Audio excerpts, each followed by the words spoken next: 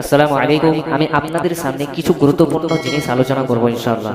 সেটি হচ্ছে গোসলে ফরজ কটি এবং কি কি গোসলে ফরজ না করার কারণে আমাদের কি ক্ষতি হয়। আমরা অধিকাংশ মানুষ গোসলে ফরজ জানি না, সেই জন্য আমাদের অনেক ক্ষতি হয়। যেমন নাপাক অবস্থায় যদি মসজিদ ঢোকা হয়, মসজিদে প্রবেশ করা হয়, তাহলে গুনাহগার হবে। কোরআন তেলাওয়াত করলেও গুনাহগার হবে এবং নামাজ পড়লেও গুনাহগার হবে। অতএব আমাদের গোসলে ফরজকে আদায় করতে হবে। একটা মানুষ যখন বালেগ হয়ে গেল, তার উপরে যখন গোসল ফরজ হয়ে গেল, সে যদি গোসলে ফরজ আদায় না করা হয়, সে যদি নামাজ পড়ে, কোরআন তেলাওয়াত করে, সব তো দূরের কথা, সব হাওয়া তো দূরের কথা, সে গুনাহ অর্জন করলো। অতএব আমাদের ইবাদতের সব থেকে মূল জিনিসটা হচ্ছে গোসলের ফরজ। আমরা প্রত্যেকেই নাপাক হয়, অপবিত্র হয়, আমাদেরকে গোসলের ফরজ একান্তভাবে দরকার।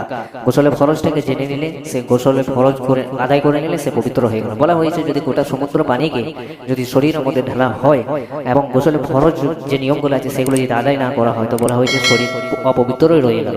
অতএব আমাদের নিয়মগুলো জানতে হবে। সেই নিয়মগুলো হচ্ছে, 1 নম্বর হচ্ছে গড়গড়া সহ কুল্লি করা, 2 নম্বর হচ্ছে নাকে নরম মাংস পর্যন্ত পানি পৌঁছানো, 3 নম্বর হচ্ছে গোটা শরীরকে ভালোভাবে ধৌত করা।